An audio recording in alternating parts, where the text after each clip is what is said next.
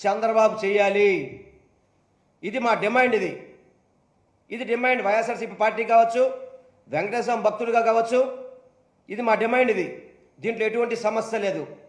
జరగంది జరిగినట్టుగా, అక్కడ తప్పు జరగకపోతే జరిగినట్టుగా ఒక రాష్ట్ర ముఖ్యమంత్రి స్థాయిలో ఉండి జూలై 23వ తారీఖు నాడు రిపోర్ట్ వస్తే సెప్టెంబర్ 18వ తారీఖు వరకు దాన్ని ఎందుకు దాచారు అనే సంగతి చంద్రబాబు సమాధానం చెప్పాలి.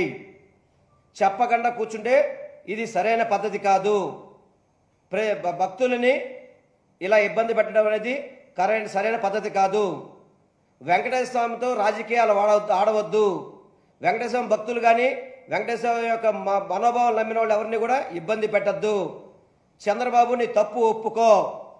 తప్పు ఒప్పుకోకపోతే మాత్రం వెంకటేశ్వర స్వామి కఠినంగా శిక్ష మాత్రం వెంకటేశ్వర స్వామి నీ మీద అనుభవించాల్సిన పరిస్థితి